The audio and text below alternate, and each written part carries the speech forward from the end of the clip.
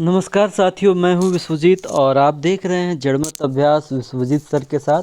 तो हम हिंदी साहित्य अरिहंत का भाग 2 लेकर आए हैं। इससे पहले हमारा भाग 1 पार्ट 1 जो है 218 तक हम लोग कंप्लीट कर चुके हैं 1 से, और इसमें हम लोग 219 से 435 तक के प्रश्नों को करेंगे, जिसका ये फास्ट रिवीजन होगा। उम्मीद है दोस्तों ये आपको पसंद आएगा। आप इसे लाइक, सब्सक्राइब और शेयर कीजिएगा, क्योंकि ये जेएसएससी के एग्ज़ाम के लिए काफ़ी महत्वपूर्ण है दोस्तों। तो चलिए आइए स्टार्ट करते हैं। राधा कृष्ण दास की काव्य रचना है ए और बी दोनों, भारत बारहमासा और देश दशा। राधा कृष्ण दास की काव्य रचना है भारत बारहमासा और देश दशा। रामचंद्र शुक्ल ने भारतेंदु युगीन कवियों की सबसे बड़ी विशेषता माना है प्राचीन नवीन का समन्वय।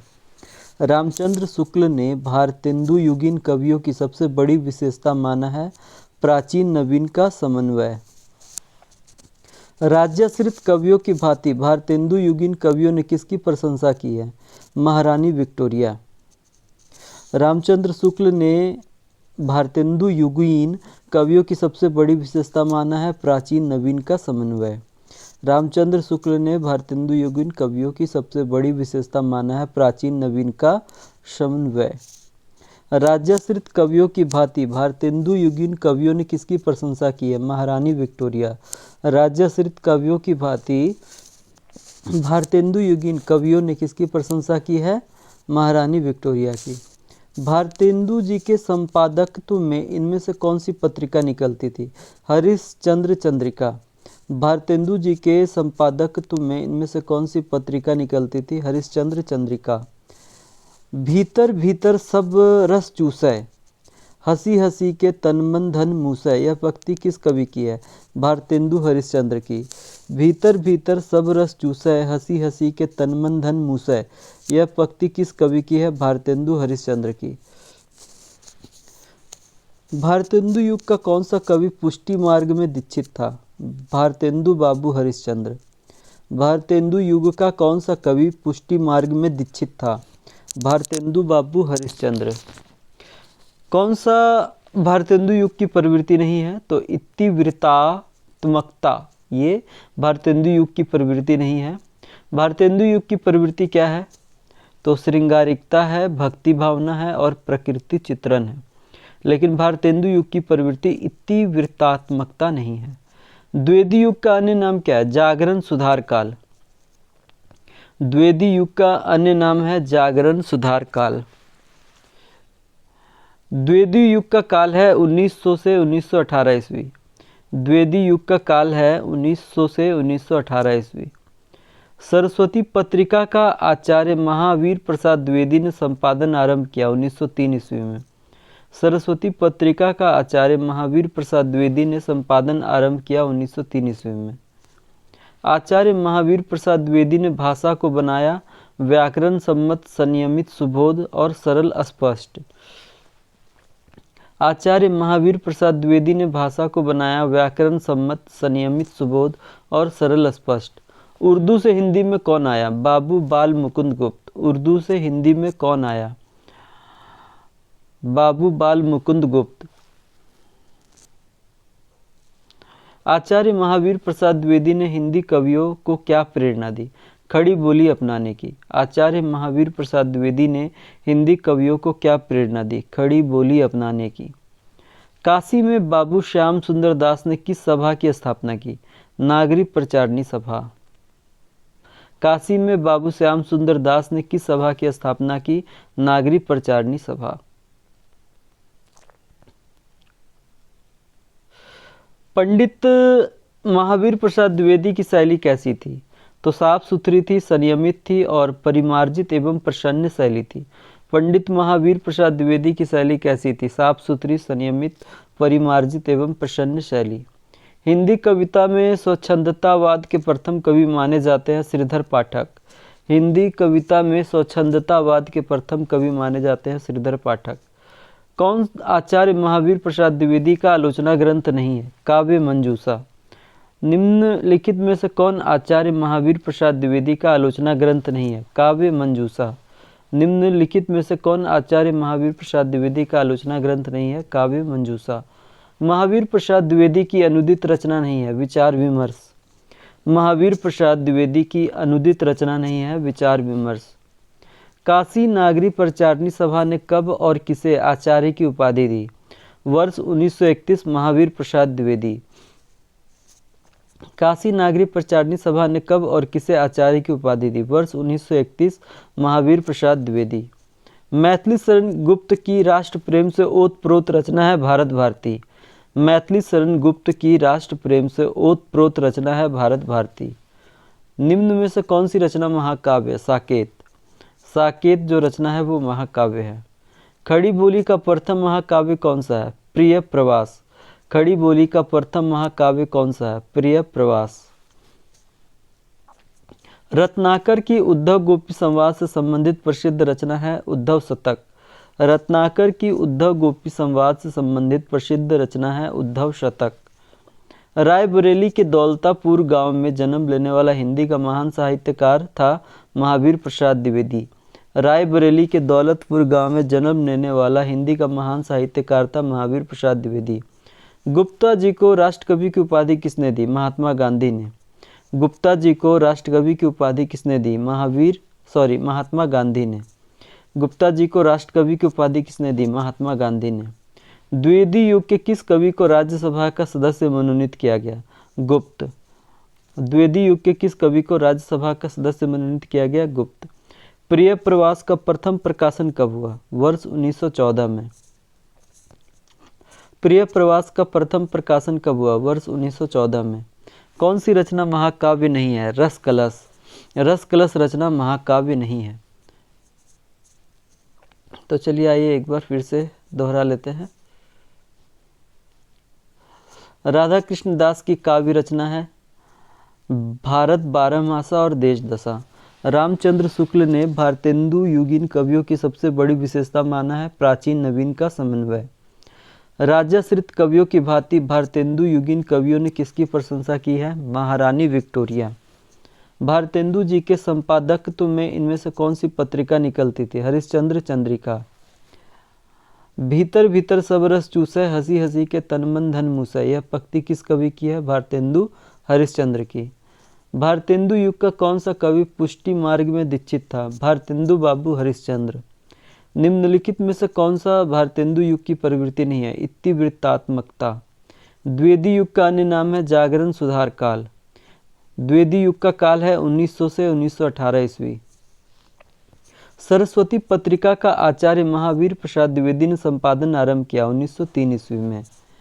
आचार्य महावीर प्रसाद द्विवेदी ने भाषा को बनाया व्याकरण सम्मत, संयमित, सुबोध और सरल स्पष्ट। उर्दू से हिंदी में कौन आया? बाबू बाल मुकुंद गुप्त। आचार्य महावीर प्रसाद द्विवेदी ने हिंदी कवियों को क्या प्रेरणा दी? खड़ी बोली अपनाने की। काशी में बाबू श्याम सुंदर दास ने किस सभा की स्थापना की? नागरी प्रचारणी सभा।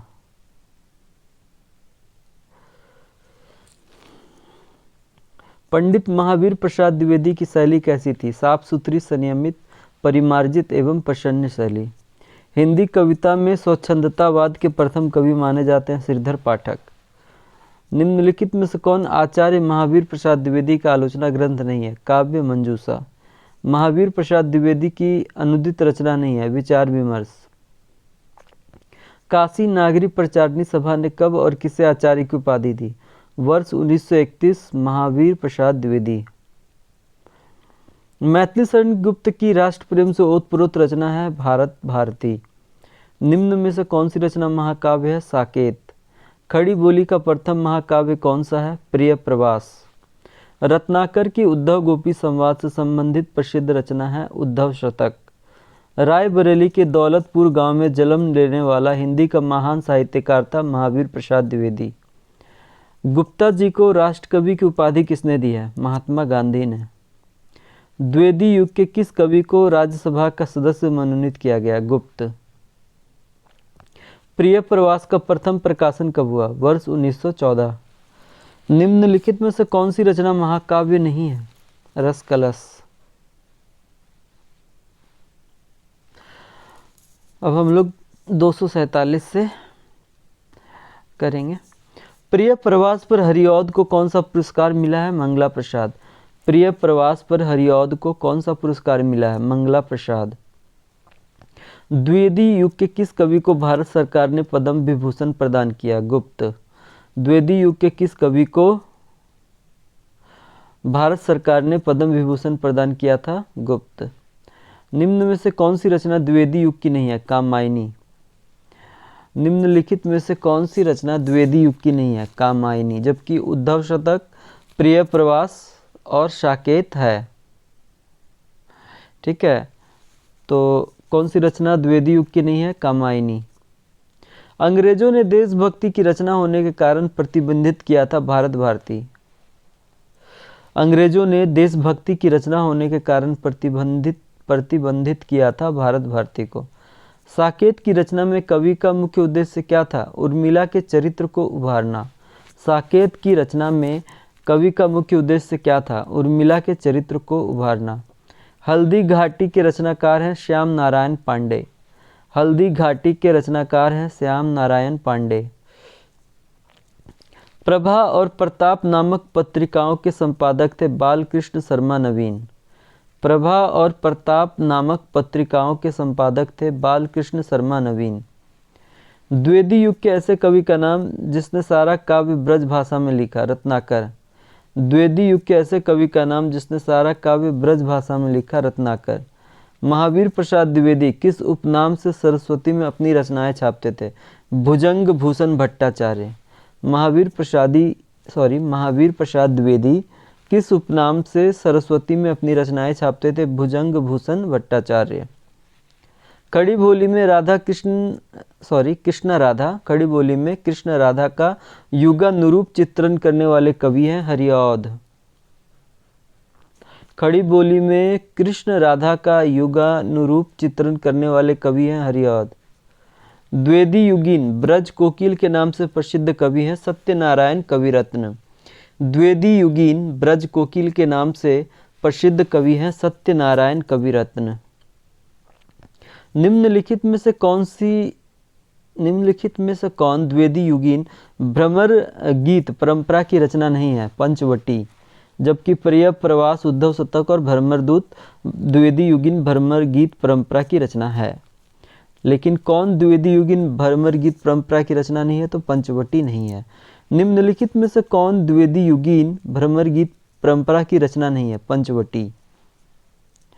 एक भारतीय आत्मा उपनाम किस कवि को दिया जाता है? माखनलाल चतुर्वेदी। एक भारतीय आत्मा उपनाम किस कवि को दिया जाता है? माखनलाल चतुर्वेदी। निम्नलिखित में से कौन द्विवेदी युगीन कवि नहीं है? नरेंद्र शर्मा। निम्नलिखित में से कौन द्विवेदी युगीन कवि नहीं है? नरेंद्र शर्मा।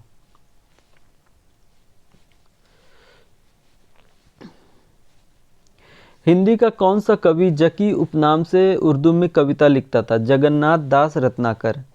हिंदी का कौन सा कवि जकी उपनाम से उर्दू में कविता लिखता था? जगन्नाथ दास रत्नाकर। हिंदी का कौन सा कवि जकी उपनाम से उर्दू में कविता लिखता था? जगन्नाथ दास रत्नाकर। द्विवेदी युग के किस कवि ने अपना समस्त काव्य ब्रज भाषा में लिखा है? जगन्नाथ दास रत्नाकर। द्विवेदी युग के किस कवि ने अपना समस्त काव्य ब्रज भाषा में लिखा है? जगन्नाथ दास रत्नाकर।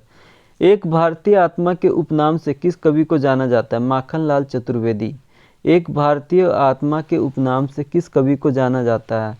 माखनलाल चतुर्वेदी। त्याग बिना निष्प्राण प्रेम है, करो प्रेम पर प्राण निछावर। यह किस कवि की पंक्ति है? राम नरेश त्रिपाठी। त्याग बिना निष्प्राण प्रेम है, करो प्रेम पर प्राण निछावर। यह किस कवि की पंक्ति है? राम नरेश त्रिपाठी। अबला जीवन हाय तुम्हारी यही कहानी, आंचल में है दूध और आंखों में पानी। ये पंक्तियाँ किस काव्य से ली गई है? यशोधरा। अबला जीवन हाय तुम्हारी यही कहानी, आंचल में है दूध और आंखों में पानी। ये पंक्तियाँ किस काव्य से ली गई है? यशोधरा। अबला जीवन हाय तुम्हारी यही कहानी, आंचल में है दूध और आंखों में पानी। ये पंक्तियाँ यशोधरा से ली गई है। हिंदी साहित्य के इतिहास में आधुनिक काल के तीसरे चरण को किन नामों से पुकारा गया? तो ए और बी दोनों, छायावाद और शुक्ल युग। हिंदी साहित्य के इतिहास में आधुनिक काल के तीसरे चरण को किस नाम से पुकारा गया है? छायावाद और शुक्ल युग। छायावाद की उत्पत्ति किस कारण हुई? द्विवेदी युगीन इतिवृत्तात्मकता के विरुद्ध। छायावाद की उत्पत्ति किस कारण हुई है? द्विवेदी युगीन इतिवृत्तात्मकता के विरुद्ध। स्थूल के प्रति सूक्ष्म का विद्रोह, यह संज्ञा किसके लिए दी गई है? तो छायावाद के लिए दी गई है। स्थूल के प्रति सूक्ष्म का विद्रोह, यह संज्ञा किसके लिए दी गई है? छायावाद के लिए। छायावाद और रहस्यवाद को एक किसने कहा है? रामचंद्र शुक्ल ने। छायावाद और रहस्यवाद को एक किसने कहा है? रामचंद्र शुक्ल ने। छायावाद एक विशेष प्रकार की भाव पद्धति है, जीवन के प्रति एक विशेष भावात्मक दृष्टिकोण है। यह विचार किसके हैं? डॉक्टर नागेंद्र के। छायावाद एक विशेष प्रकार की भाव पद्धति है, जीवन के प्रति एक विशेष भावात्मक दृष्टिकोण है। यह विचार किसके हैं? डॉक्टर नागेंद्र के। वेदना के आधार पर स्वानुभूतिमयी अभिव्यक्ति छायावाद है। यह विचार किसका है? जयशंकर प्रसाद का। वेदना के आधार पर स्वानुभूतिमयी अभिव्यक्ति छायावाद है। यह विचार किसका है? जयशंकर प्रसाद का। द्विवेदी युगीन नैतिक मूल्यों के जवाब में छायावाद में किस प्रवृत्ति का साहित्य रचा गया है? ये सभी कल्पना प्रधान, स्वच्छंद चेतना से युक्त और व्यक्तिनिष्ठ। द्विवेदी युगीन नैतिक मूल्यों के जवाब में छायावाद में किस प्रवृत्ति का साहित्य रचा गया है? कल्पना प्रधान, स्वच्छंद चेतना से युक्त और व्यक्तिनिष्ठ। छायावादी गद्य की प्रवृत्ति क्या थी? ये सभी कलात्मक, लाक्षणिक और कवित्वपूर्ण। छायावादी गद्य की प्रवृत्ति क्या थी? कलात्मक, लाक्षणिक और कवित्वपूर्ण, ये सभी। आइए एक बार रिवीजन कर लेते हैं। प्रिय प्रवास पर हरिऔध को कौन सा पुरस्कार मिला? मंगला प्रसाद। द्विवेदी युग के किस कवि को भारत सरकार ने पद्म विभूषण प्रदान किया? तो गुप्त। निम्न में से कौन सी रचना द्विवेदी युग की नहीं है? कामायनी। अंग्रेजों ने देशभक्ति की रचना होने के कारण प्रतिबंधित किया था भारत भारती को।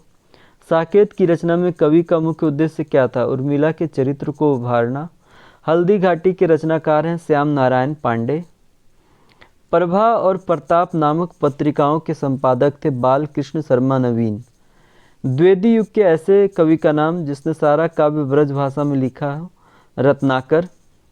महावीर प्रसाद द्विवेदी किस उपनाम से सरस्वती में अपनी रचनाएं छापते थे? भुजंग भूषण भट्टाचार्य। खड़ी बोली में कृष्ण राधा का युगानुरूप चित्रण करने वाले कवि हैं हरिऔध।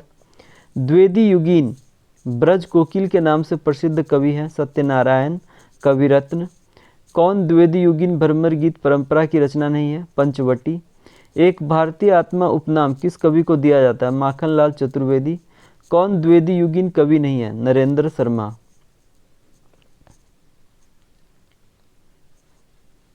हिंदी का कौन सा कवि जकी उपनाम से उर्दू में कविता लिखता था? जगन्नाथ दास रत्नाकर। द्विवेदी युग के किस कवि ने अपना समस्त काव्य ब्रज भाषा में लिखा? जगन्नाथ दास रत्नाकर। एक भारतीय आत्मा के उपनाम से किस कवि को जाना जाता है? माखनलाल चतुर्वेदी। त्याग बिना निष्प्राण प्रेम है, करो प्रेम पर प्राण निछावर, यह किस कवि की पंक्ति है? रामनरेश त्रिपाठी। अबला जीवन हाय तुम्हारी यही कहानी, आंचल में है दूध और आंखों में पानी, ये पंक्तियाँ यशोधरा से ली गई हैं। हिंदी साहित्य के इतिहास में आधुनिक काल के तीसरे चरण को छायावाद और शुक्ल युग के नाम से पुकारा गया है। छायावाद की उत्पत्ति किस कारण हुई है? द्विवेदी युगीन इतिवृत्तात्मकता के विरुद्ध। स्थूल के प्रति सूक्ष्म का विद्रोह, यह संज्ञा किसके लिए दी गई है? छायावाद के लिए। छायावाद और रहस्यवाद को एक किसने कहा है? रामचंद्र शुक्ल ने। छायावाद एक विशेष प्रकार की भाव पद्धति है, जीवन के प्रति एक विशेष भावात्मक दृष्टिकोण है। यह विचार किसके हैं? डॉक्टर नागेंद्र के। वेदना के आधार पर स्वानुभूतिमयी अभिव्यक्ति छायावाद है। यह विचार किसका है? जयशंकर प्रसाद का।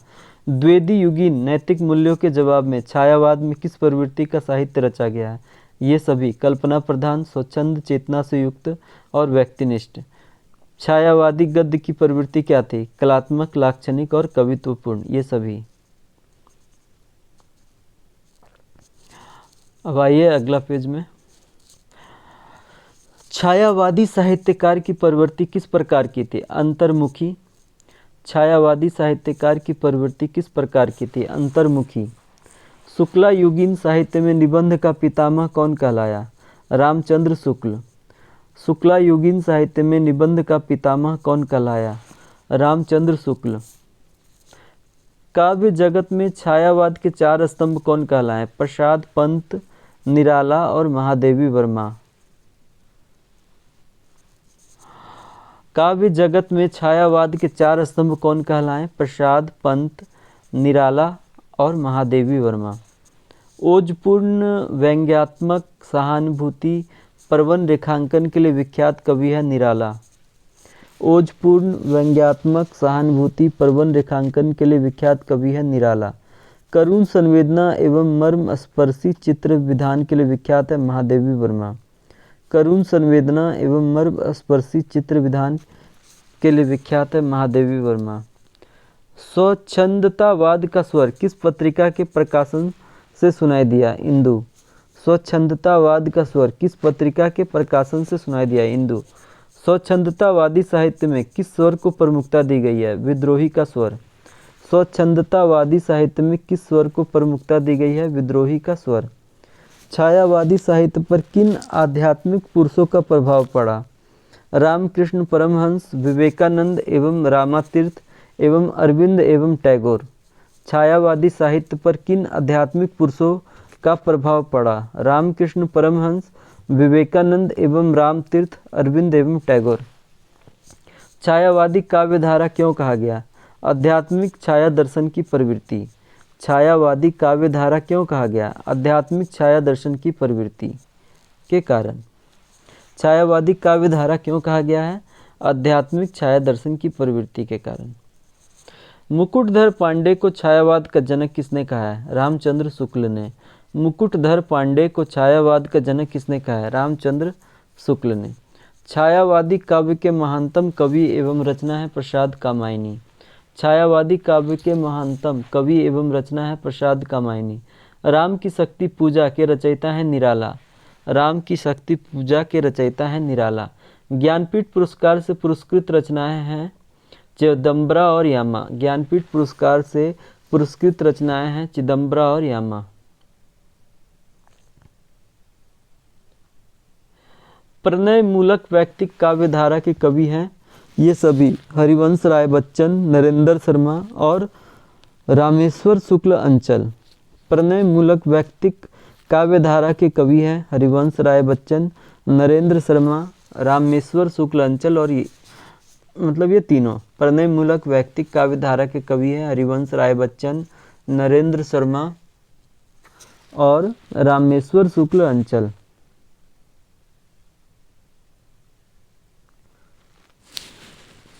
बच्चन के काव्य पर किसकी रुबाइयों का प्रभाव है? उमर खयाम। बच्चन के काव्य पर किसकी रुबाइयों का प्रभाव है? उमर खयाम। संस्मरण रेखा चित्र विद्या के प्रसिद्ध साहित्यकार हैं महादेवी वर्मा। संस्मरण रेखा चित्र विद्या के प्रसिद्ध साहित्यकार हैं महादेवी वर्मा। संस्मरण रेखा चित्र विद्या के प्रसिद्ध साहित्यकार हैं महादेवी वर्मा। आलोचना के क्षेत्र में साहित्य एवं साहित्यकारों पर बेबाक टिप्पणी एवं आलोच्य ग्रंथों के रचनाकार हैं आचार्य नंद दुलारे वाजपेयी। आलोचना के क्षेत्र में साहित्य एवं साहित्यकारों पर बेबाक टिप्पणी एवं आलोच्य ग्रंथों के रचनाकार हैं आचार्य नंद दुलारे वाजपेयी। आलोचना के क्षेत्र में साहित्य एवं साहित्यकारों पर बेबाक टिप्पणी एवं आलोच्य ग्रंथों के रचनाकार हैं आचार्य नंद दुलारे वाजपेयी। छायावादी साहित्य में किसका भाव था? जन जीवन की अभिव्यक्ति का। छायावादी साहित्य में किसका भाव था? जन जीवन की अभिव्यक्ति का।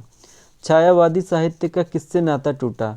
कल्पना की अधिकता के यथार्थ से। छायावादी साहित्य का किससे नाता टूटा? कल्पना की अधिकता के यथार्थ से। छायावाद के पतन के बाद किस युग का उदय माना जाता है? प्रगतिवादी युग का। छायावाद के पतन के बाद किस युग का उदय माना जाता है? प्रगतिवादी युग का। छायावादी कवियों में वेदना और पीड़ा की अधिकता के कारण किस प्रवृत्ति की प्रमुखता रही है? पलायन की प्रवृत्ति। छायावादी कवियों में वेदना और पीड़ा की अधिकता के कारण किस प्रवृत्ति की प्रमुखता रही है? पलायन की प्रवृत्ति। कलाधर उपनाम से ब्रज भाषा में काव्य रचना करने वाले छायावादी कवि हैं जयशंकर प्रसाद। कलाधर उपनाम से ब्रज भाषा में काव्य रचना करने वाले छायावादी कवि हैं जयशंकर प्रसाद। कलाधर उपनाम से ब्रज भाषा में काव्य रचना करने वाले छायावादी कवि हैं जयशंकर प्रसाद। प्रसाद की किस रचना में सर्वप्रथम छायावादी प्रवृत्तियों के दर्शन होते हैं? झरना। प्रसाद की किस रचना में सर्वप्रथम छायावादी प्रवृत्तियों के दर्शन होते हैं? झरना। छायावाद का कौन सा कवि क्रांति और विद्रोही स्वभाव का था? निराला। छायावाद का कौन सा कवि क्रांति और विद्रोही स्वभाव का था? निराला। प्रसाद की अंतिम काव्य कृति है कामायनी। प्रसाद की अंतिम काव्य कृति है कामायनी। तो चलिए आइए एक बार फिर से पढ़ लेते हैं। छायावादी साहित्यकार की प्रवृत्ति किस प्रकार की थी? तो अंतर्मुखी थी। शुक्ला युगीन गद्य साहित्य में निबंध का पितामह कौन कहलाया? रामचंद्र शुक्ल। काव्य जगत में छायावाद के 4 स्तंभ कौन कहलाए? प्रसाद, पंत, निराला और महादेवी वर्मा। ओजपूर्ण व्यंग्यात्मक सहानुभूति प्रबंध रेखांकन के लिए विख्यात कवि हैं निराला। करुण संवेदना एवं मर्म स्पर्शी चित्र विधान के लिए विख्यात है महादेवी वर्मा। स्वच्छंदतावाद का स्वर किस पत्रिका के प्रकाशन से सुनाई दिया है? इंदु। स्वच्छंदतावादी साहित्य में किस स्वर को प्रमुखता दी गई है? विद्रोह का स्वर। छायावादी साहित्य पर किन आध्यात्मिक पुरुषों का प्रभाव पड़ा है? तो रामकृष्ण परमहंस, विवेकानंद एवं रामतीर्थ एवं अरविंद एवं टैगोर। छायावादी काव्यधारा क्यों कहा गया है? आध्यात्मिक छाया दर्शन की प्रवृत्ति। मुकुटधर पांडे को छायावाद का जनक किसने कहा है? रामचंद्र शुक्ल ने। छायावादी काव्य के महानतम कवि एवं रचना है प्रसाद कामायनी। राम की शक्ति पूजा के रचयिता है निराला। ज्ञानपीठ पुरस्कार से पुरस्कृत रचनाएं हैं चिदंबरा और यामा।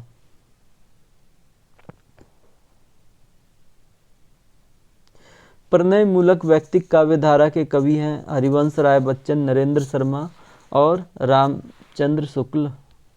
रामेश्वर शुक्ल अंचल, ये सभी। बच्चन के काव्य पर किसकी रुबाइयों का प्रभाव है? उमर खयाम। संस्मरण रेखा चित्र विद्या के प्रसिद्ध साहित्यकार हैं महादेवी वर्मा। आलोचना के क्षेत्र में साहित्य एवं साहित्यकारों पर बेबाक टिप्पणी एवं आलोच्य ग्रंथों के रचनाकार हैं आचार्य नंद दुलारे वाजपेयी। छायावादी साहित्य में किसका अभाव था? जन जीवन की अभिव्यक्ति का। छायावादी साहित्य का किससे नाता टूटा? कल्पना की अधिकता के यथार्थ से। छायावाद के पतन के बाद किस युग का उदय माना जाता है? प्रगतिवादी युग का। छायावादी कवियों में वेदना और पीड़ा की अधिकता के कारण किस प्रवृत्ति की प्रमुखता रही? पलायन की प्रवृत्ति का। कलाधर उपनाम से ब्रज भाषा में काव्य रचना करने वाले छायावादी कवि हैं जयशंकर प्रसाद। प्रसाद की किस रचना में सर्वप्रथम छायावादी प्रवृत्तियों के दर्शन होते हैं? झरना। छायावाद का कौन सा कवि क्रांति और विद्रोही स्वभाव का था? निराला। प्रसाद की अंतिम काव्य कृति है कामायनी। आइए हम लोग 299 से लेके 325 तक करते हैं। तो पंत की कौन सी काव्य रचना छायावाद का घोषणा पत्र कहलाई? पल्लव। पंत की कौन सी काव्य रचना छायावाद का घोषणा पत्र कहलाई? पल्लव। परिवर्तन कविता में कवि का मुख्य लक्ष्य क्या था? सब कुछ परिवर्तनशील है। परिवर्तन कविता में कवि का मुख्य लक्ष्य क्या था? सब कुछ परिवर्तनशील। अरविंद दर्शन से कौन सा कवि प्रभावित था? पंत। अरविंद दर्शन से कौन सा कवि प्रभावित था? पंत। महादेवी वर्मा की संपूर्ण कविताओं का संकलन किस कृति में हुआ है? यामा। महादेवी वर्मा की संपूर्ण कविताओं का संकलन किस कृति में हुआ है? यामा। निम्नलिखित में से कौन सी रचना गीति काव्य के अंतर्गत आती है? लहर। निम्नलिखित में से कौन सी रचना गीति काव्य के अंतर्गत आती है? लहर।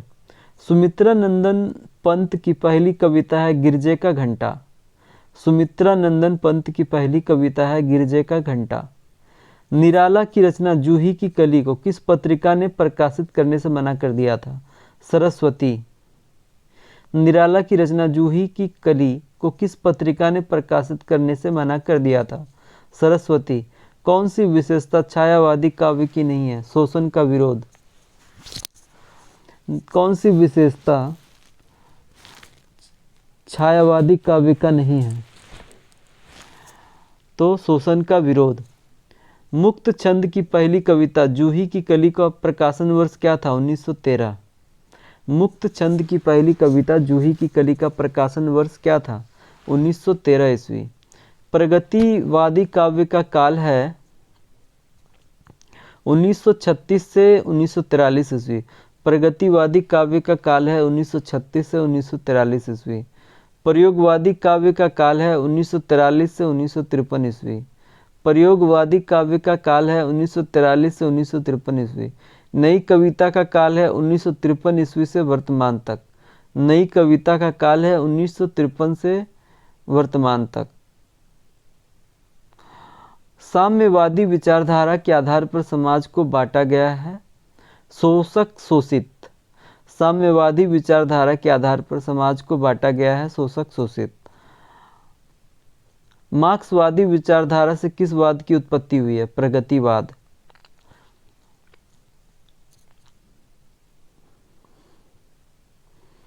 मार्क्सवादी विचारधारा से किस वाद की उत्पत्ति हुई है? प्रगतिवाद।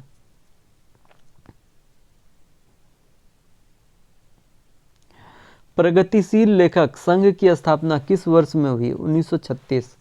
प्रगतिशील लेखक संघ की स्थापना किस वर्ष में हुई? 1936। प्रगतिशील लेखक संघ के प्रथम अधिवेशन के सभापति बने प्रेमचंद। प्रगतिशील लेखक संघ के प्रथम अधिवेशन के सभापति बने प्रेमचंद। प्रगतिवादी काव्य की विशेषता नहीं है, कल्पना की प्रचुरता।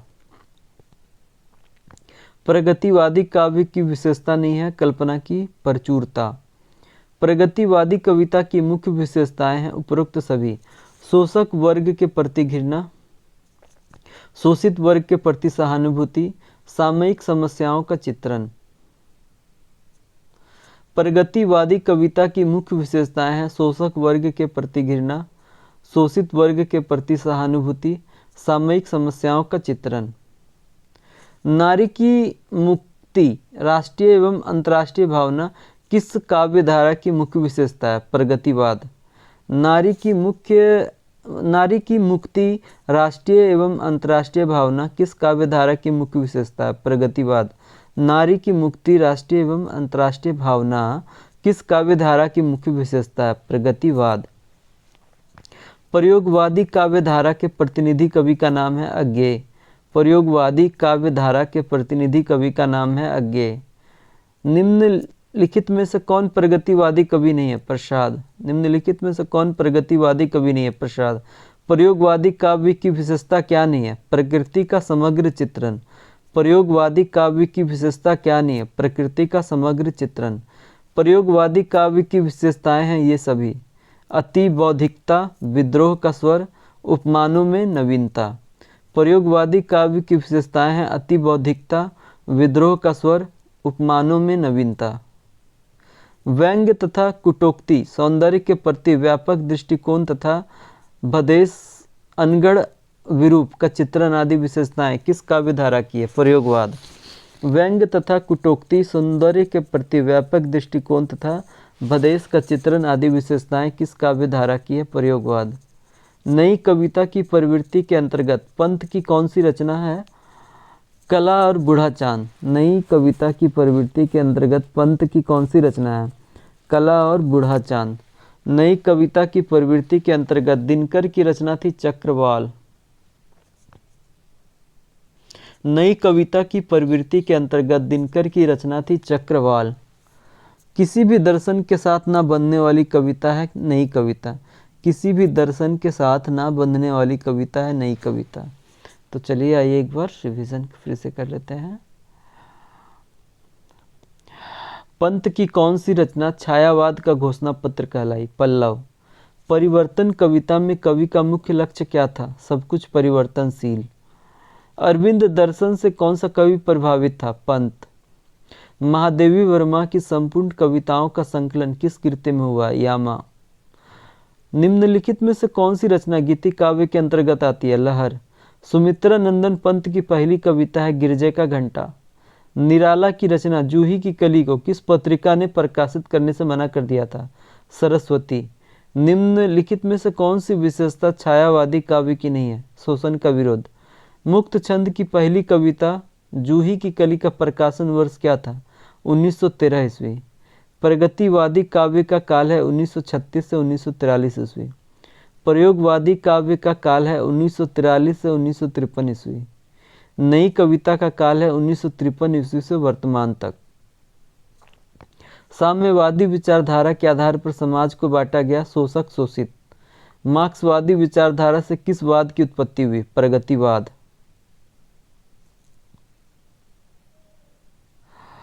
प्रगतिशील लेखक संघ की स्थापना किस वर्ष में हुई? 1936। प्रगतिशील लेखक संघ के प्रथम अधिवेशन के सभापति बने प्रेमचंद। प्रगतिवादी काव्य की विशेषता नहीं है कल्पना की प्रचुरता। प्रगतिवादी कवि की मुख्य विशेषताएं हैं उपरोक्त सभी। शोषक वर्ग के प्रति घृणा, शोषित वर्ग के प्रति सहानुभूति और सामयिक समस्याओं का चित्रण। नारी की मुक्ति राष्ट्रीय एवं अंतर्राष्ट्रीय भावना किस काव्यधारा की मुख्य विशेषता है? प्रगतिवाद। प्रयोगवादी काव्यधारा के प्रतिनिधि कवि का नाम है अज्ञेय। निम्नलिखित में से कौन प्रगतिवादी कवि नहीं है? प्रसाद। प्रयोगवादी काव्य की विशेषता क्या नहीं है? प्रकृति का समग्र चित्रण। प्रयोगवादी काव्य की विशेषताएं हैं अति बौद्धिकता, विद्रोही का स्वर और उपमानों में नवीनता। व्यंग्य तथा कुटोक्ति, सौंदर्य के प्रति व्यापक दृष्टिकोण तथा भदेश का चित्रण आदि विशेषताएं किस काव्यधारा की है? प्रयोगवाद। नई कविता की प्रवृत्ति के अंतर्गत पंत की कौन सी रचना है? कला और बूढ़ा चांद।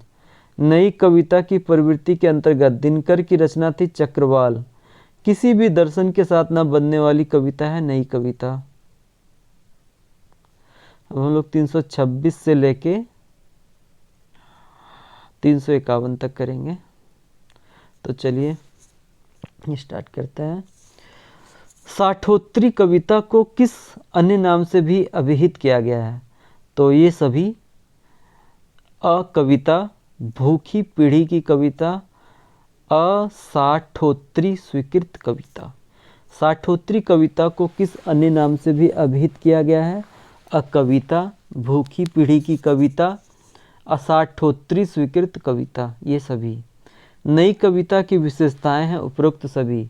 अहम या अति वैयक्तिकता प्रधानता, अहम या अति वैयक्तिकता की प्रधानता, ये नई कविता की विशेषताएं हैं। घोर यथार्थवाद, ये भी नई कविता की विशेषताएं हैं। यौन भावनाओं का खुला चित्रण, ये भी नई कविता की विशेषताएं हैं। निम्नलिखित में से क्या नई कविता की विशेषता नहीं है? प्रकृति में चेतना का आरोप, ये नई कविता की विशेषता नहीं है। प्रकृति में चेतना का आरोप, कोई भी आरोप नहीं लगता है नई कविता में, वो भी तो प्रकृति में चेतना का खासकर आरोप नहीं लगता है नई कविता में। तो नई कविता की विशेषता नहीं है प्रकृति में चेतना का आरोप। जबकि क्या है? नई कविता की विशेषता है लघु मानववाद, तीक्ष्ण व्यंग्य, भाषा, छंद, बिंब एवं प्रतीकों में नवीनता, ये नई कविता की विशेषता है। लोक चेतना का काव्य किस काव्यधारा को कहा गया है? प्रगतिवाद। लोक चेतना का काव्य किस काव्यधारा को कहा गया है? प्रगतिवाद। लोक चेतना का काव्य किस काव्यधारा को कहा गया है? प्रगतिवाद। प्रकृति के रमणीय चित्रों के बजाय ग्रामीण जीवन का नग्न यथार्थ किस युग की कविताओं में प्रस्तुत किया गया? प्रगतिवादी कविता। प्रकृति के रमणीय चित्रों के बजाय ग्रामीण जीवन का नग्न यथार्थ किस युग की कविताओं में प्रस्तुत किया गया? प्रगतिवादी कविता। किस दर्शन से प्रगतिवाद का संबंध है? मार्क्सवाद। किस दर्शन से प्रगतिवाद का संबंध है? मार्क्सवाद। निम्न में कौन प्रगतिवादी कवि नहीं है? प्रसाद। निम्न में कौन प्रगतिवादी कवि नहीं है? प्रसाद। निम्न में कौन मार्क्सवाद में आस्था नहीं रखता था? गुप्त। निम्न में से कौन मार्क्सवाद में आस्था नहीं रखता था? गुप्त। अच्छा, 332 में हम लोग देखते हैं जो निम्न में से कौन प्रगतिवादी कवि नहीं है, तो प्रसाद नहीं है, ठीक है, लेकिन दिनकर हो गए, निराला और नागार्जुन, ये सब प्रगतिवादी कवि हैं, ठीक है। और 333 में मार्क्सवाद में आस्था नहीं रखता था गुप्त, बोले तो मैथिली शरण गुप्त, ठीक है, मार्क्सवाद में आस्था नहीं रखते थे मैथिली शरण गुप्त। प्रगतिवाद के उदय में किन तत्वों का योगदान है? तो उपरोक्त सारे, मतलब सभी मार्क्सवाद का प्रभाव ये प्रगतिवाद के उदय में ये जो तत्व हैं योगदान रखते हैं।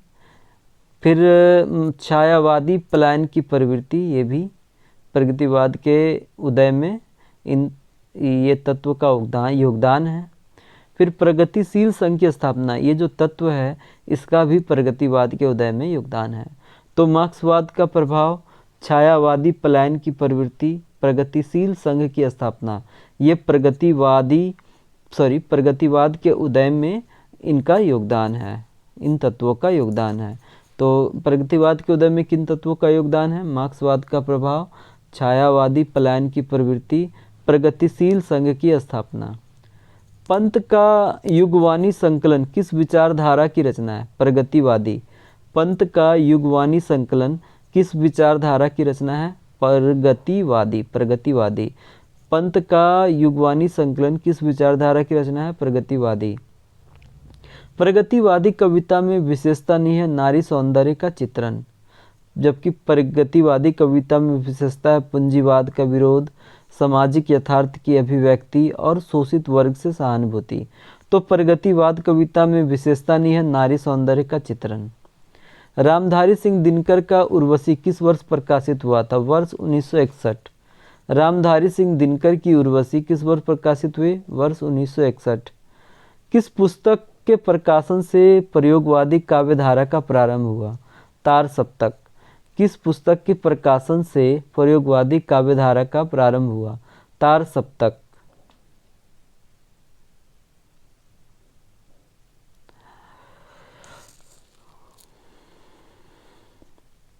दूसरे तार सप्तक का प्रकाशन वर्ष है 1957 ईस्वी। दूसरे तार सप्तक का प्रकाशन वर्ष है 1957 ईस्वी। तीसरे तार सप्तक का प्रकाशन वर्ष है 1959 ईस्वी। तीसरे तार सप्तक का प्रकाशन वर्ष है 1959 ईस्वी। अज्ञे को आंगन के पार द्वार पर कौन सा पुरस्कार मिला? साहित्य अकादमी। अज्ञे को आंगन के पार द्वार पर कौन सा पुरस्कार मिला? साहित्य अकादमी। आत्मजयी का नचिकेता प्रसंग किस उपनिषद पर आधारित है? कठोपनिषद। आत्मजयी का नचिकेता प्रसंग किस उपनिषद पर आधारित है? कठोपनिषद। शिखर पुरस्कार तथा गाली पुरस्कार से सम्मानित कवि कौन थे? भवानी प्रसाद मिश्र। शिखर पुरस्कार तथा गाली पुरस्कार से सम्मानित कवि कौन थे? भवानी प्रसाद मिश्र। गांधी पंचशती कविता संग्रह के रचयिता कौन है? भवानी प्रसाद मिश्र। गांधी पंचशती कविता संग्रह के रचयिता कौन है? भवानी प्रसाद मिश्र। दिनकर कविता लिखने का उद्देश्य क्या मानते हैं? मानव की जिज्ञासाओं का समाधान खोजना। दिनकर कविता लिखने का उद्देश्य क्या मानते हैं? मानव की जिज्ञासाओं का समाधान खोजना। कुरुक्षेत्र में दिनकर ने किस उद्देश्य को प्रमुखता दी?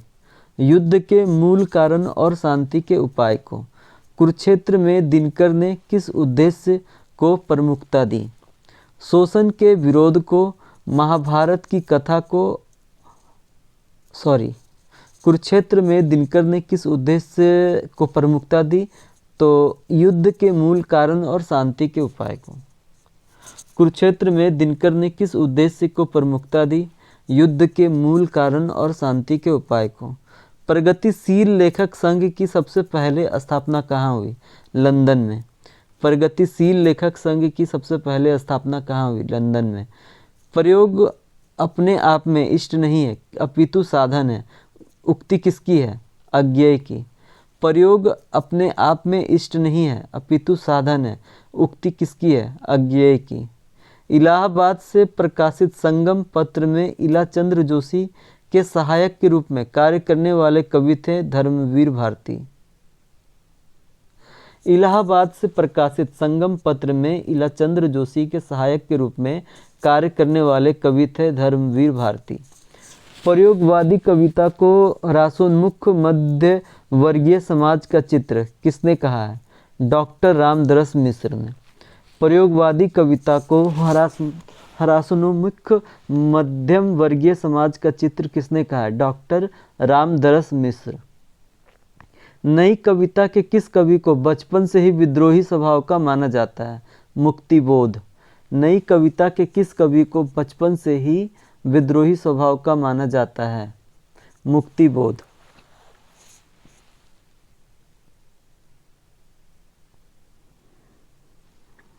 आइए फिर से एक बार रिवीजन कर लेते हैं। साठोत्री कविता को किस अन्य नाम से भी अभिहित किया गया है?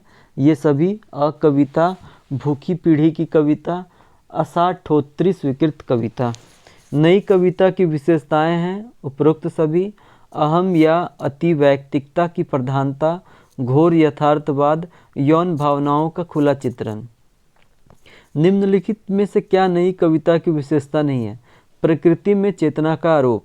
लोक चेतना का काव्य किस काव्य धारा को कहा गया है? प्रगतिवाद।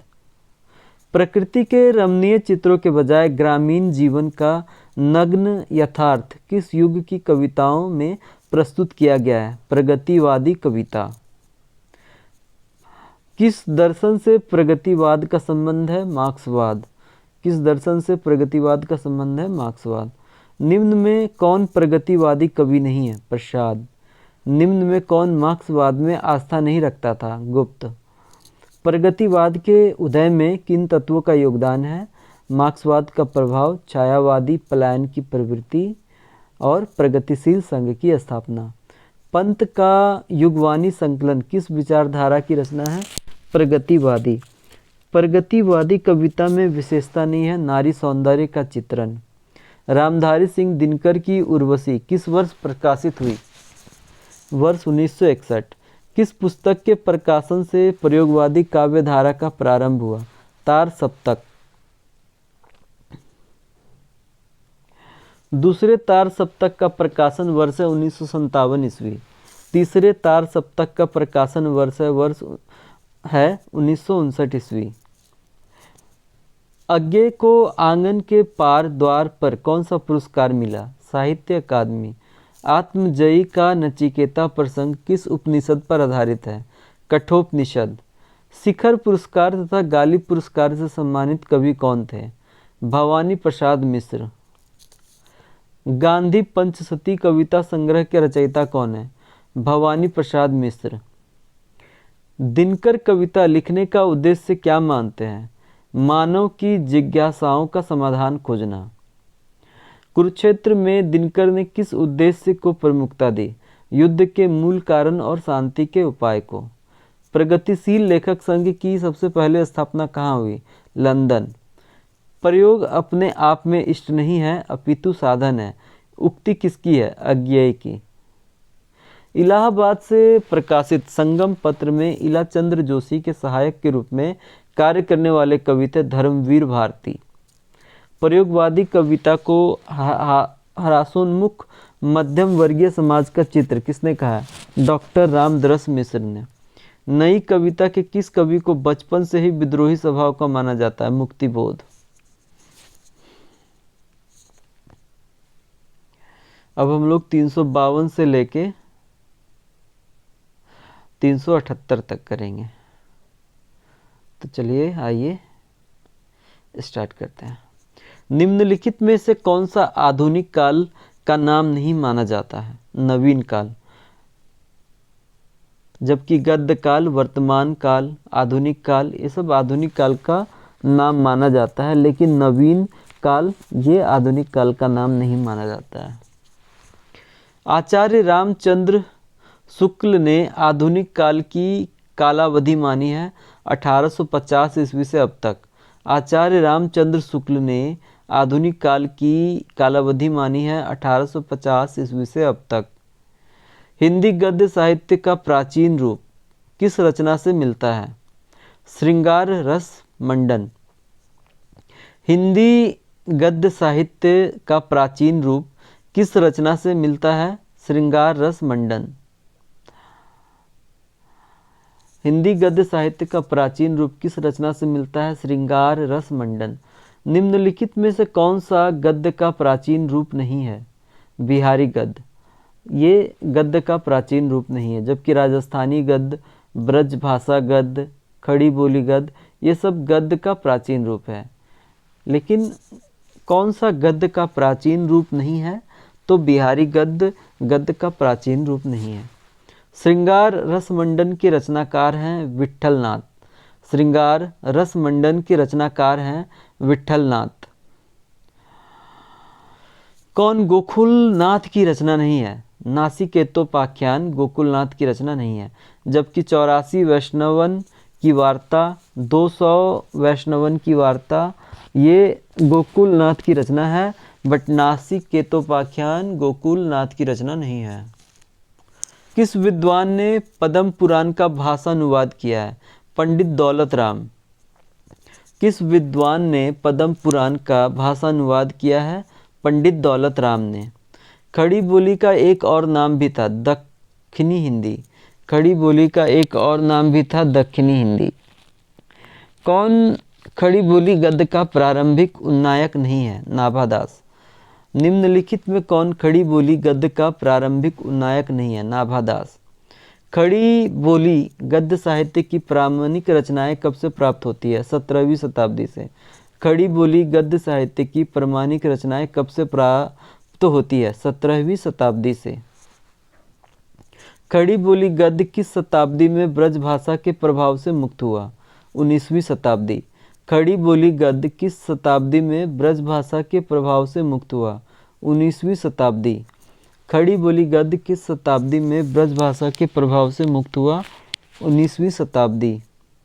किस पंथ की रचनाओं में ब्रजभाषा गद्य साहित्य की प्रारंभिक रचनाएं मिलती है? गोरखपंथी।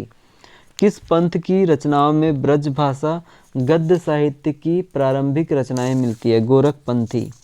कलकत्ता के फोर्ट विलियम कॉलेज के शिक्षक थे लल्लू लाल और सदल मिश्र दोनों। कलकत्ता के फोर्ट विलियम कॉलेज के शिक्षक थे लल्लू लाल और सदल मिश्र दोनों। भाषा योग वशिष्ठ के रचनाकार हैं राम प्रसाद निरंजनी। भाषा योग वशिष्ठ के रचनाकार हैं राम प्रसाद निरंजनी। भाषा योग वशिष्ठ के रचनाकार हैं राम प्रसाद निरंजनी।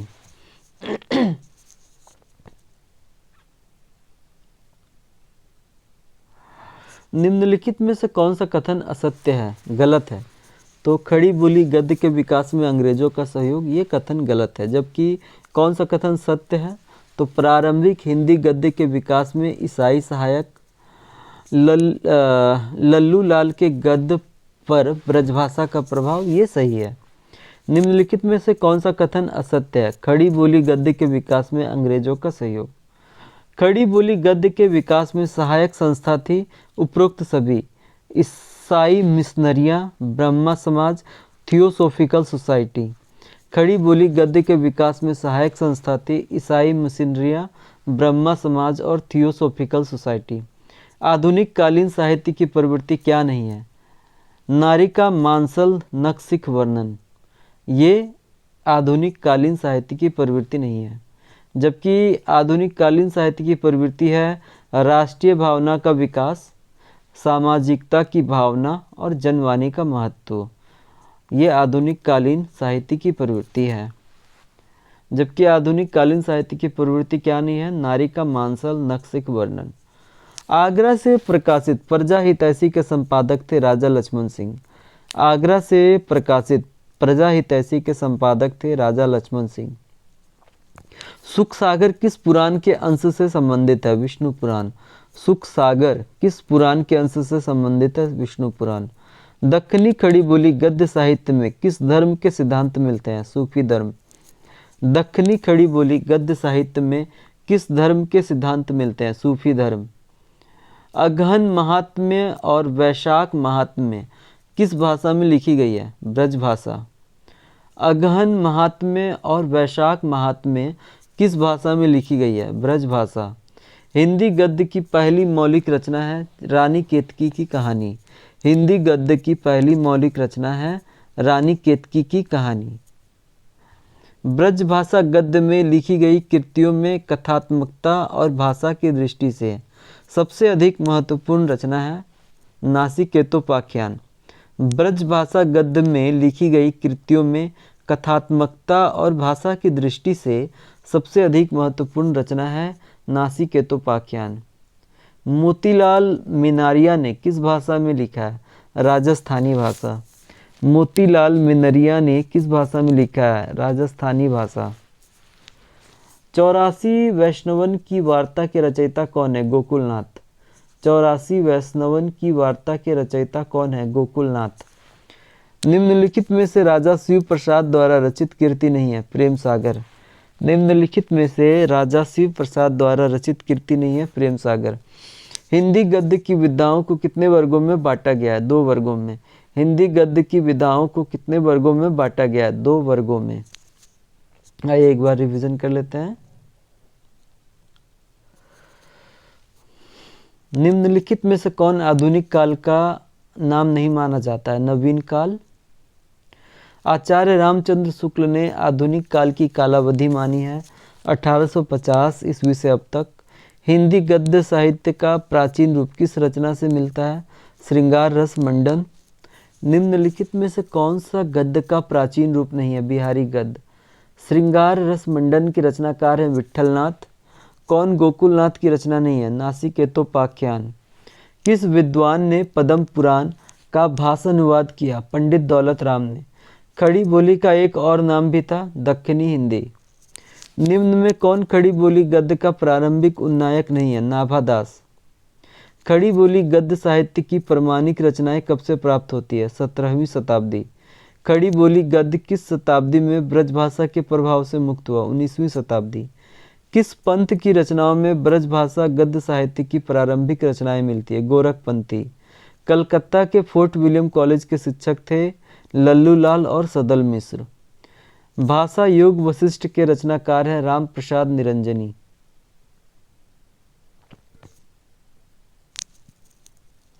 कौन कथन असत्य है? खड़ी बोली गद्य के विकास में अंग्रेजों का सहयोग।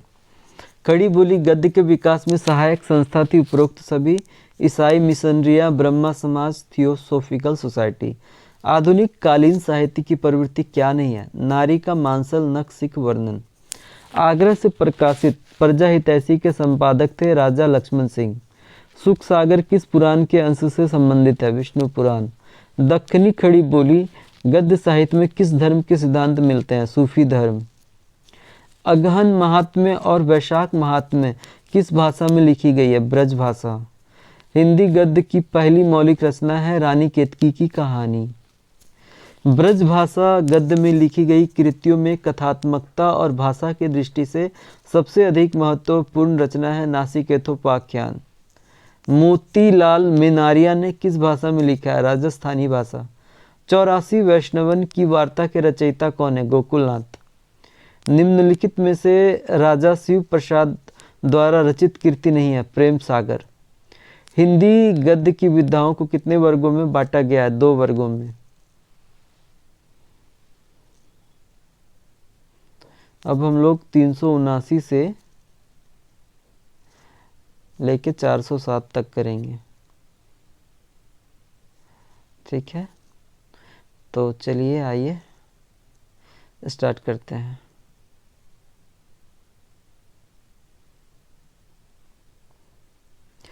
हिंदी गद्य की प्रमुख विद्या है ये सभी: नाटक, कहानी, उपन्यास, निबंध, आलोचक, एकांकी। हिंदी गद्य की प्रमुख विद्या है नाटक, कहानी, उपन्यास, निबंध, आलोचना, एकांकी। हिंदी गण की गौण प्रकीर्ण विद्याएं हैं जीवनी, आत्मकथा, यात्रा वृत्त, गद्य गीत और संस्मरण रिपोर्टाज। हिंदी गद्य की गौण प्रकीर्ण विद्याएं हैं जीवनी, आत्मकथा, यात्रा वृत्त, गद्य गीत और संस्मरण रिपोर्ताज, ये सभी।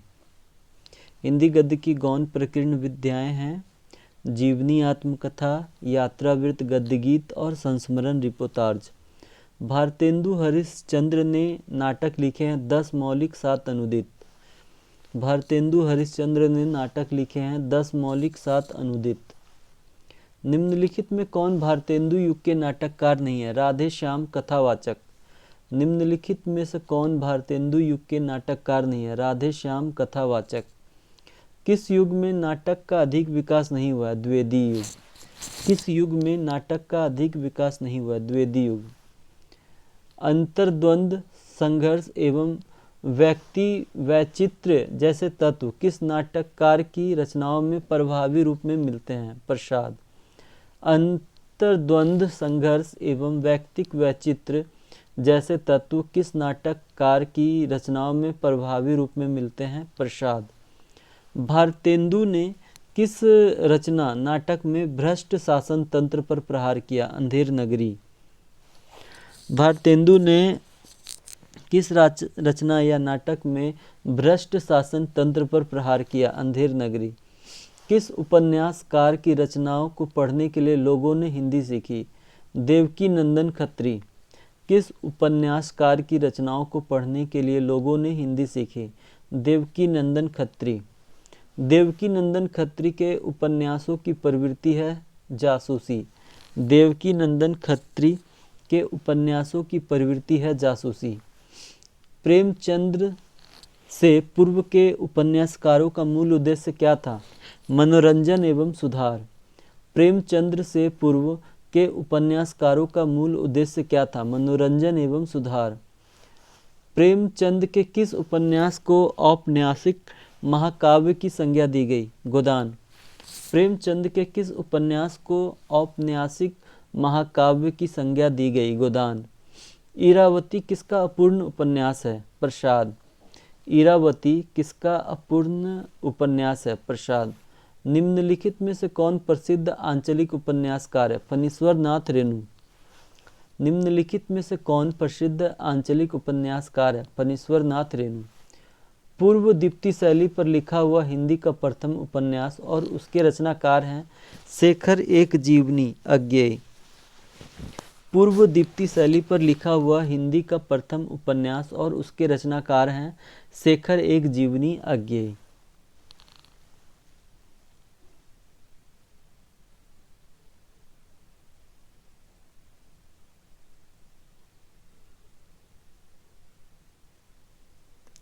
हिंदी में मौलिक कहानी किस पत्रिका के संपादन के साथ लिखी गई? हिंदी में मौलिक कहानी किस पत्रिका के संपादन के साथ लिखी गई? सरस्वती। हिंदी में मौलिक कहानी किस पत्रिका के संपादन के साथ लिखी गई? सरस्वती। हिंदी में मौलिक कहानी किस पत्रिका के संपादन के साथ लिखी गई? सरस्वती। हिंदी की पहली कहानी किसे माना जाता है? इंदुमती को। हिंदी की पहली कहानी किसे माना जाता है? इंदुमती। हिंदी की पहली कहानी किस वर्ष तथा किस पत्रिका में प्रकाशित हुई? वर्ष 1900। सरस्वती। हिंदी की पहली कहानी किस वर्ष तक किस पत्रिका में प्रकाशित हुई? वर्ष 1900। सरस्वती। हिंदी की पहली कहानी के कहानीकार हैं किशोरी लाल गोस्वामी। हिंदी की पहली कहानी के कहानीकार हैं किशोरी लाल गोस्वामी। हिंदी की सर्वश्रेष्ठ कहानी तथा कहानीकार का नाम क्या है? उसने कहा था चंद्रधर शर्मा गुलेरी। हिंदी की सर्वश्रेष्ठ कहानी तथा कहानीकार का नाम है उसने कहा था चंद्रधर शर्मा गुलेरी। उसने कहा था किस वर्ष में तथा किस पत्रिका में प्रकाशित हुई?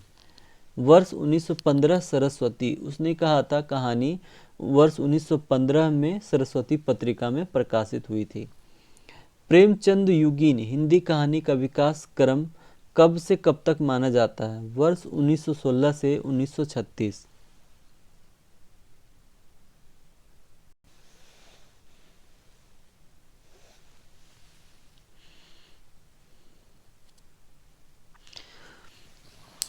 प्रेमचंद युगीन हिंदी कहानी का विकास क्रम कब से कब तक माना गया है? वर्ष 1916 से 1936। जयशंकर प्रसाद का पहला कहानी संग्रह कब प्रकाशित हुआ? वर्ष 1912। जयशंकर प्रसाद का पहला कहानी संग्रह कब प्रकाशित हुआ? वर्ष 1912। हिंदी कहानी के विकास में किस पत्रिका का योगदान नहीं है? आलोचना। हिंदी कहानी के विकास में किस पत्रिका का योगदान नहीं है? आलोचना। नई कहानी आंदोलन की शुरुआत कब से मानी जाती है? वर्ष 1950 से पूर्व। नई कहानी आंदोलन की शुरुआत कब से मानी जाती है? वर्ष 1950 से पूर्व। प्रेमचंद्र परंपरा के आधुनिक कहानीकार हैं ये सभी: शिव प्रसाद सिंह, अमरकांत और मिथिलेश्वर।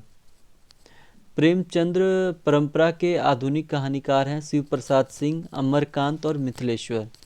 नारी जीवन को प्रमुखता से चित्रित करने वाली महिला कथाकार हैं तीनों: मृणाल पांडे, मन्नू भंडारी और शिवानी। नारी जीवन को प्रमुखता से चित्रित करने वाली महिला कथाकार हैं मृणाल पांडे, मन्नू भंडारी और शिवानी। तिलस्मी तथा एयारी विषयक उपन्यास लेखक थे देवकी नंदन खत्री। तिलस्मी तथा एयारी विषयक उपन्यास लेखक थे देवकी नंदन खत्री। निम्नलिखित में से कौन कहानी का समानार्थी नहीं है? उपाख्यान।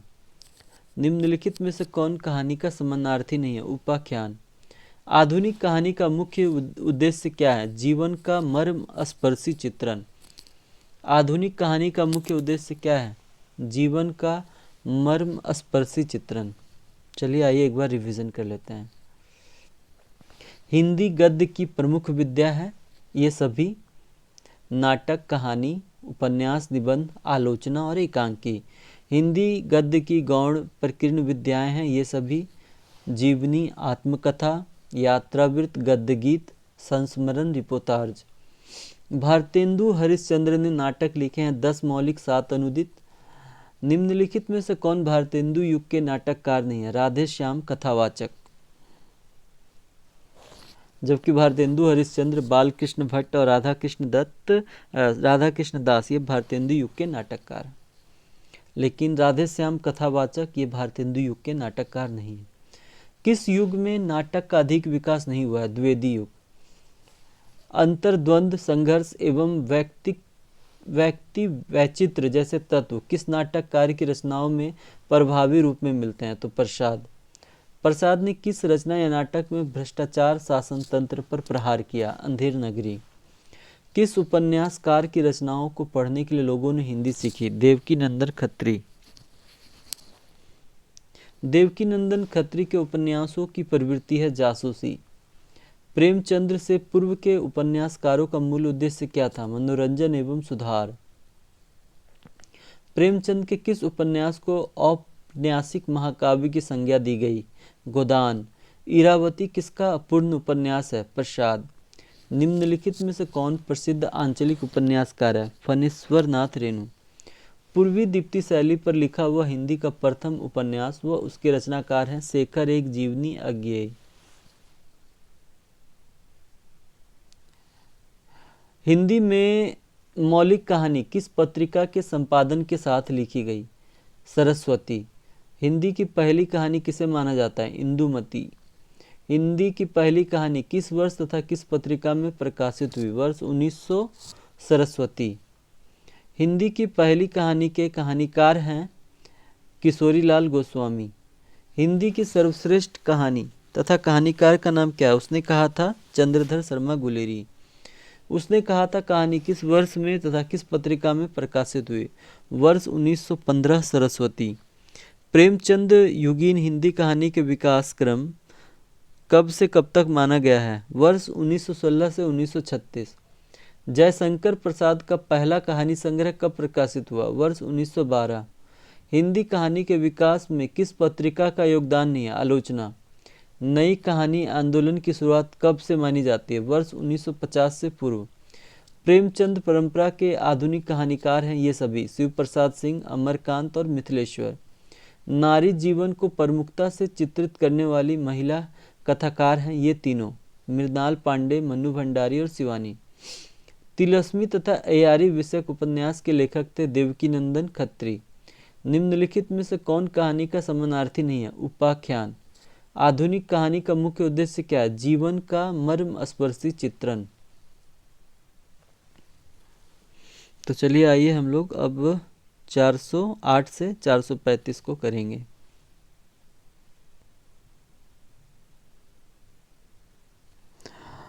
साहित्यिक विद्या के रूप में निबंध का वास्तविक विकास किस युग से माना जाता है? भारतेंदु युग से। साहित्यिक विद्या के रूप में निबंध का वास्तविक विकास किस युग से माना जाता है? भारतेंदु युग से। ललित शैली में लेखन कार्य के लिए कौन प्रसिद्ध थे? विद्यानिवास मिश्र। ललित शैली में लेखन कार्य के लिए कौन प्रसिद्ध थे? विद्यानिवास मिश्र। भारतेंदु युग के निबंधकार हैं ये सभी: बद्री नारायण चौधरी प्रेमधन, बालकृष्ण भट्ट और प्रताप नारायण मिश्र। भारतेंदु युग के निबंधकार हैं बद्री नारायण चौधरी प्रेमधन, बालकृष्ण भट्ट और प्रताप नारायण मिश्र, ये सभी।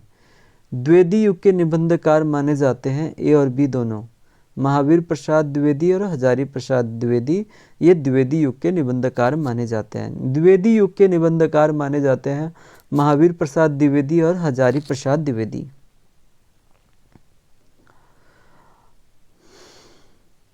निबंध विद्या का पितामह किसे कहा जाता है? रामचंद्र शुक्ल को।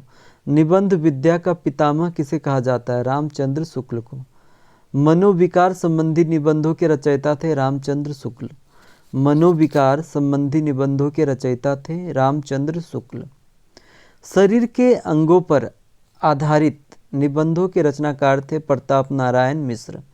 शरीर के अंगों पर आधारित निबंधों के रचनाकार थे प्रताप नारायण मिश्र। मार्क्सवाद से प्रभावित निबंधकार थे ये सभी: नामवर सिंह, शिवदान सिंह और रामविलास शर्मा। मार्क्सवाद से प्रभावित निबंधकार थे नामवर सिंह, शिवदान सिंह और रामविलास शर्मा। निबंध जगत में मात्र 6 निबंध लिखकर प्रसिद्धि प्राप्त करने वाले लेखक कौन हैं? अध्यापक पूर्ण सिंह। निबंध जगत में मात्र 6 निबंध लिखकर प्रसिद्धि प्राप्त करने वाले लेखक कौन हैं? अध्यापक पूर्ण सिंह। किस निबंधकार को हिंदी निबंध का आदर्श माना जाता है? रामचंद्र शुक्ल को। किस निबंधकार को हिंदी निबंध का आदर्श माना जाता है? रामचंद्र शुक्ल।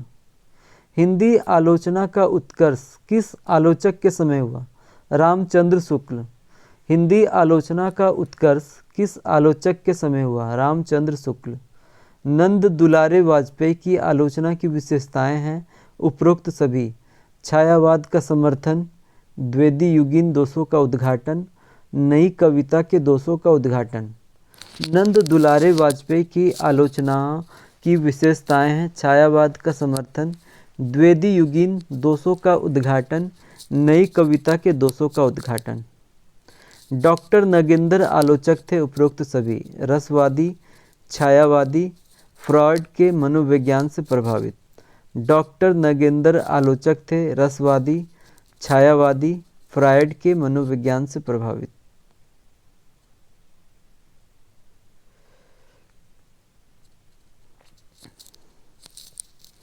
प्रगतिवादी तथा मार्क्सवादी विचारों के समर्थक आलोचक थे रामविलास शर्मा और नामवर सिंह। प्रगतिवादी तथा मार्क्सवादी विचारों के समर्थक या आलोचक थे रामविलास शर्मा और नामवर सिंह। संस्मरण और रेखा चित्र के क्षेत्र में लब्ध प्रतिष्ठित महिला लेखिका कौन है? महादेवी वर्मा। संस्मरण और रेखा चित्र के क्षेत्र में लब्ध प्रतिष्ठित महिला या लेखिका कौन है? महादेवी वर्मा। यात्रा वृत्तांत का आरंभ कब से माना जाता है? भारतेंदु युग से। यात्रा वृत्तांत का आरंभ कब से माना जाता है? भारतेंदु युग से। हिंदी में इंटरव्यू विद्या का सूत्रपात किसने किया? बनारसी दास चतुर्वेदी ने। हिंदी में इंटरव्यू विद्या का सूत्रपात किसने किया? बनारसी दास चतुर्वेदी ने।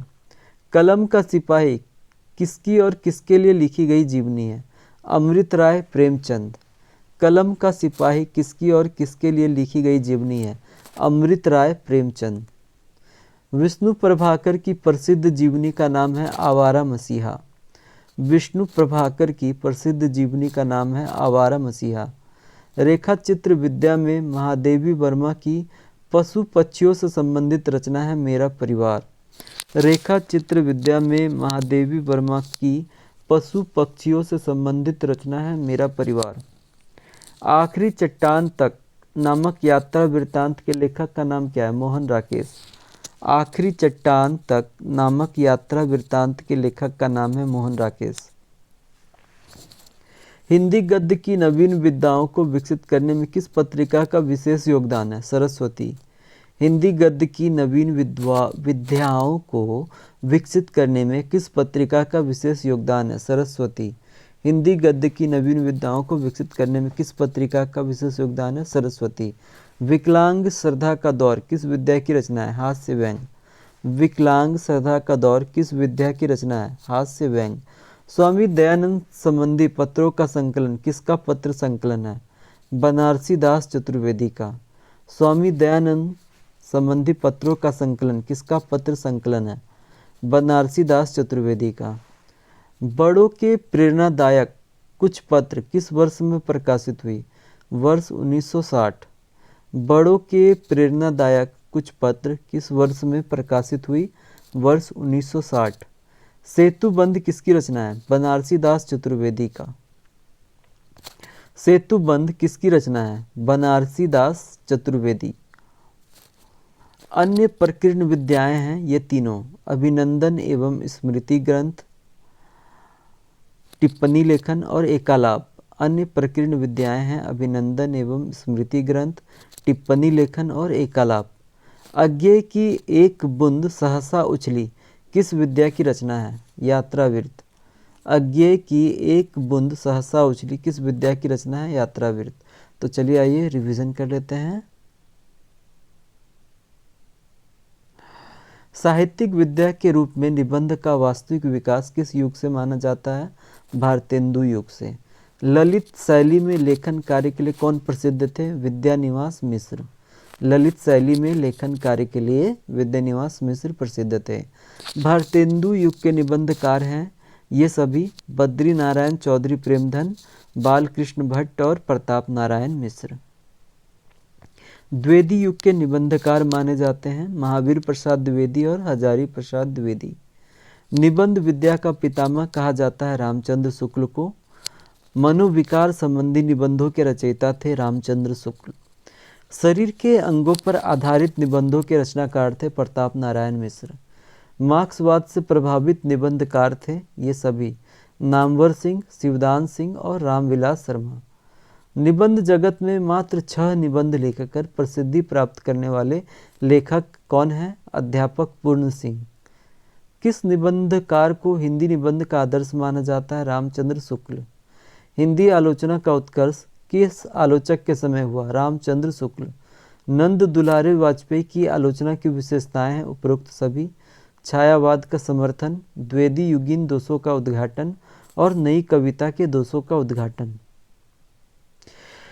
डॉक्टर नगेंद्र आलोचक थे उपरोक्त सभी के: रसवादी, छायावादी और फ्रॉड के मनोविज्ञान से प्रभावित।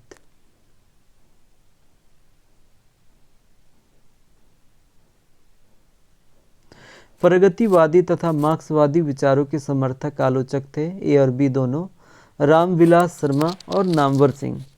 संस्मरण और रेखा चित्र के क्षेत्र में लब्ध प्रतिष्ठित महिला लेखिका कौन है? महादेवी वर्मा।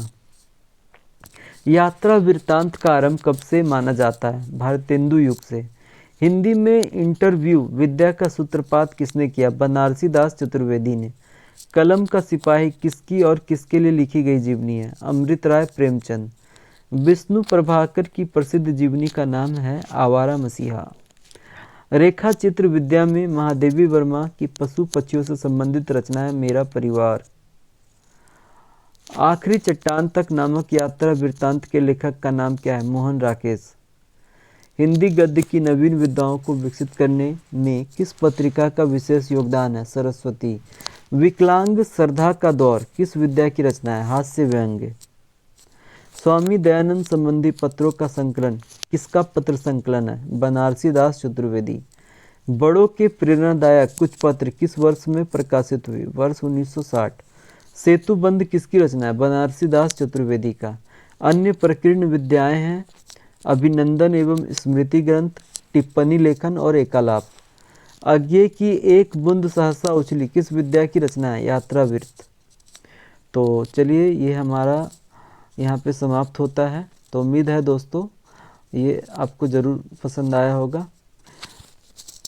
तो प्लीज़ लाइक कीजिएगा, सब्सक्राइब और शेयर ज़रूर कीजिएगा। धन्यवाद।